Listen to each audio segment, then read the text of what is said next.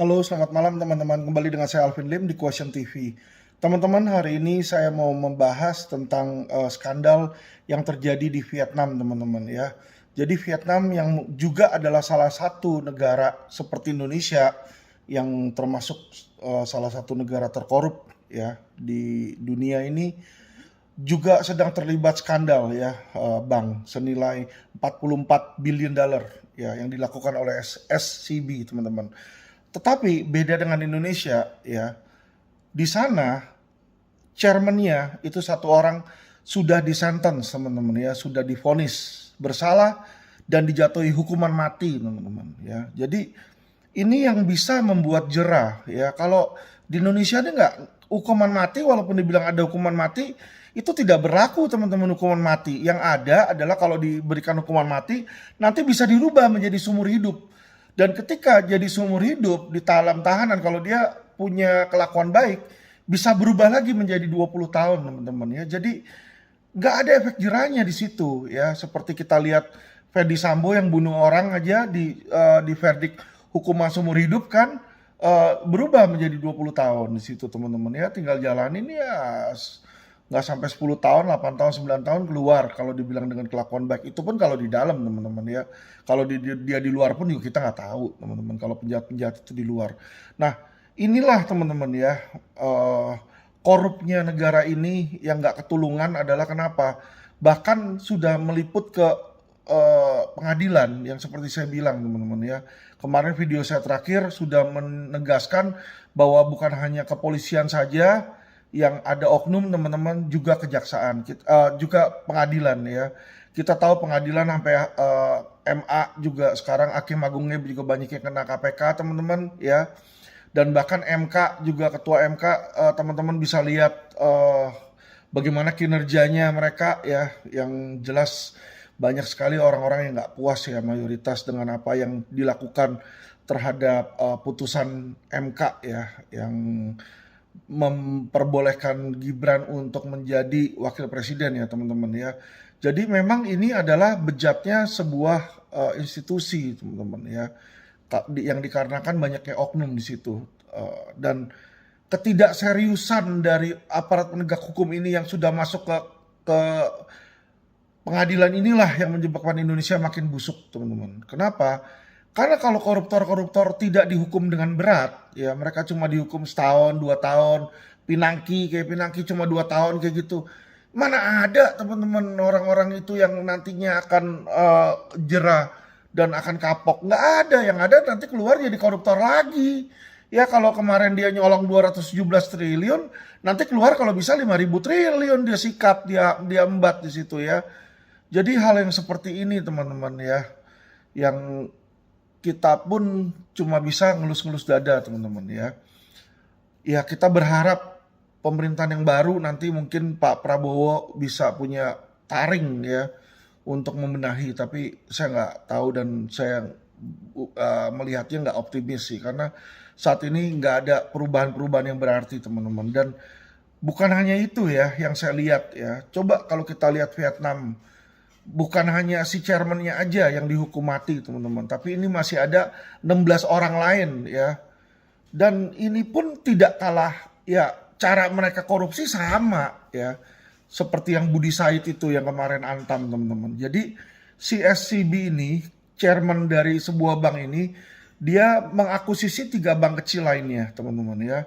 3 bank kecil, dan di bank-bank tersebut dia taruhlah kepala-kepala cabang, teman-teman ya. Ada belasan kepala cabang, kurang lebih 15-16 kepala cabang, yang dimana setiap kepala cabang tersebut ya mengeluarkan pinjaman, teman-teman ya, kepada kemana? Ke perusahaan milik si chairman ini, teman-teman. Jadi uangnya itu, uang dari bank itu dikerok balik, diambil balik untuk masuk ke perusahaannya si chairman ya, si pemilik bank ini. Sama ya kan, ada pemodalnya kayak Budi Said kan, modusnya sama. Dia punya uang, ya kan, di situ dia pura-pura beli, dia kerjasama kong kali kong sama kepala cabang Antam di sini ya. Atau hal yang sama dilakukan dengan PT Timah, teman-teman ya, di mana perusahaan lain kerjasama menyuap ada kong kali kong juga dengan direktur utamanya PT Timah teman-teman ya, itu selalu dilakukan hal yang sama. Ya pembobolan institusi itu nggak akan bisa dilakukan satu orang, satu pihak tuh nggak bisa. Ya pasti dilakukan secara berjamaah, ya secara berjamaah. Dan ini pasti ada mastermind-nya. Jadi kayak PT Timah ada mastermind-nya teman-teman ya. Tapi beranikah kejaksaan menahan si mastermind itu? Saya ragu teman-teman ya. Saya ragu karena kenapa? Sudah diperiksa mastermind-nya dan sudah diperiksa, setelah diperiksa pun dilepaskan teman-teman ya. Karena kenapa? Karena saya tahu sendiri si mastermind ini banyak backingannya dan backingannya jenderal-jenderal ke atas, jenderal berbintang-bintang di situ ya. Dan uangnya ini orang sangat kuat ya, bukan uang bersih ya teman-teman ya, tapi uang kotor teman-teman, uang dari judi teman-teman ya. Yang dimana di situ bergantunglah banyak oknum aparat penegak hukum ya. Jadi teman-teman nggak heran kalau nanti orang ini lepas ya, tidak kena, dan ini hanya stop di Harvey Muiz sama Helena Lim. Dan saya bilang bahwa Harvey Muiz dan Helena Lim ini hanya antek-anteknya, hanya anak buahnya teman-teman ya, hanya anak buahnya. Otaknya bukan mereka, otaknya bukan mereka. Otaknya sudah diperiksa oleh Kejaksaan Agung dan dilepaskan teman-teman ya. Jadi saya nggak tahu apakah akan dilanjutkan atau tidak ya teman-teman, karena itu bukan wewenang saya, tetapi saya hanya ingin masyarakat cerdas dan masyarakat tahu ya, bahwa selama ini aparat penegak hukum itu kan mau membuat pencitraan di mana mereka seolah-olah berani ya menangkap, mengoreksi ya, menahan. Tapi yang ditangkap ini hanya apa? Anak buahnya teman-teman, antek-anteknya. Ya antek-anteknya itu nggak ada artinya, itu cecere itu yang ditangkap, itu ikan-ikan terinya. Ikan pausnya kemana? Ya kagak ditangkap. Ya dibiarkan begitu aja teman-teman. Jadi teman-teman ya, apapun itu ya sudahlah. Mau gimana lagi? Makanya nggak heran kalau Indonesia ini masih menjadi negara terkorup teman-teman ya.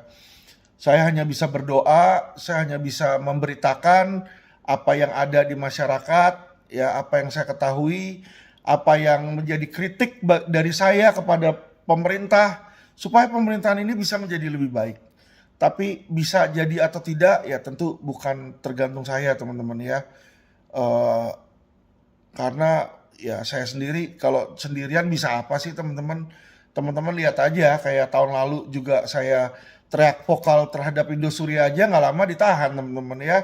Dicari-cari kasus ono, kasus ini, kasus itu, kasus ene ya kan. Pencemaran nama baik lah sampai 200 laporan polisi dan tetek bengek lainnya teman-teman ya. Jadi nggak bisa ini sendiri teman-teman. Saya butuh kekuatan masyarakat, kekuatan citizen ya. Kalian harus stand up. Kalau tidak ya kita nggak akan berubah, begini-begini terus aja teman-teman. Dan mungkin setelah saya tiada, nggak akan ada lagi yang berani bicara kebenaran. Tidak ada yang lagi yang berani bicara belak-belakan teman-teman ya. Walaupun hal yang saya ngomong ini adalah hal yang diketahui secara umum, orang-orang juga udah tahu siapa itu di belakang PT Timah, siapa itu yang saya maksud dengan bos judi teman-teman ya. Tapi yang berani bertindak, saya rasa sangat sedikit teman-teman, dan bisa dibilang kemungkinan orang tersebut akan bebas.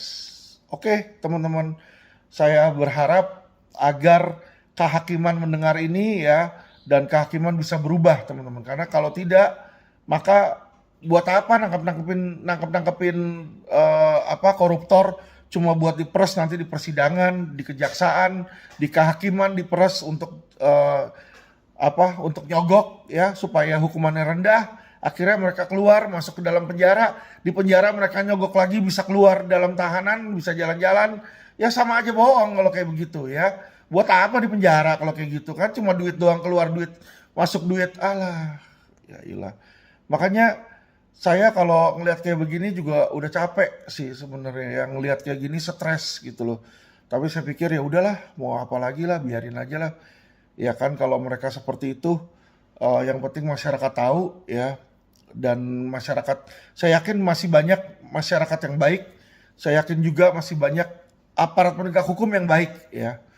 Walaupun hanya sedikit, tapi saya yakin pasti ada itu aparat-aparat yang baik yang memang cinta sama negara ini dan mau negara ini bersih ya. Terima kasih teman-teman, salam cerdas hukum.